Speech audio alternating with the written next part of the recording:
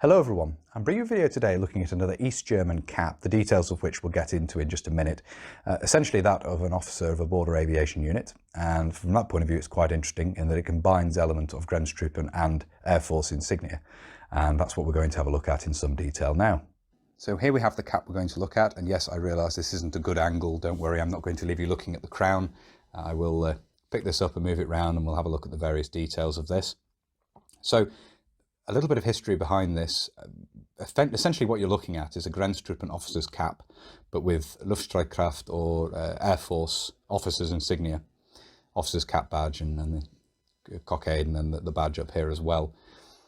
And the reason for this interesting combination is a uniform change which took place in 1986, where what we colloquially referred to as Grenzflieger, border aviators or border aviation units, that is Helicopter Squadron 16, were granted the green Waffenfarbe of the Grenztruppen. Now, previously they'd had the Air Force sort of turquoise blue colour, both for the band of the cap and the piping at the top here, which as far as the cap was concerned wouldn't differentiate from a standard Air Force officer's cap.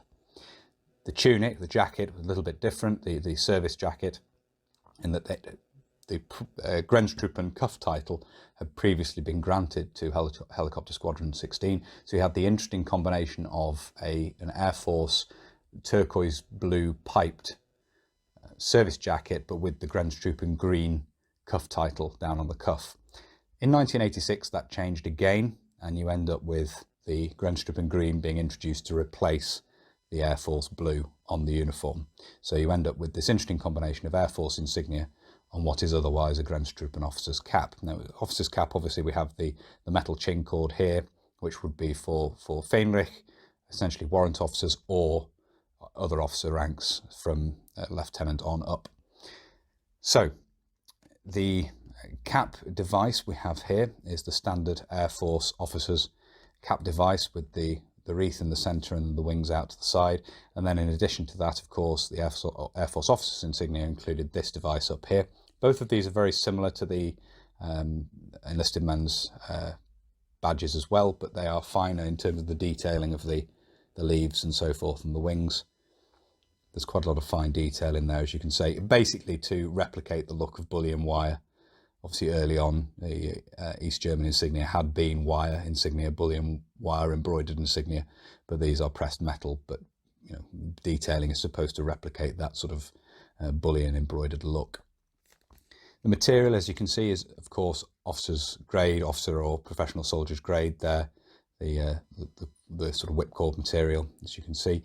Green piping there, and obviously the green band around, and obviously what we see, the standard pressed plastic peak there, which is common across all types of service cap.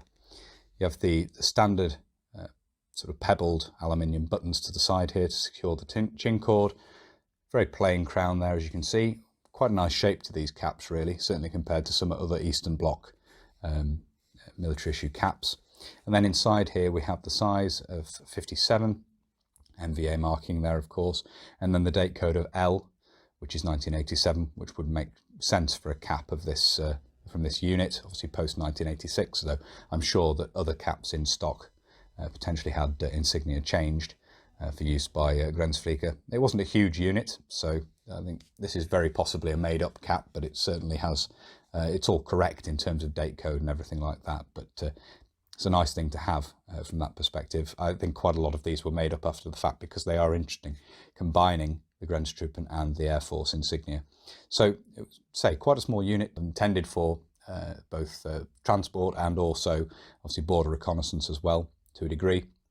And as I say, in 1986 they were granted this very interesting combination of the Grenztruppen green with the Air Force insignia.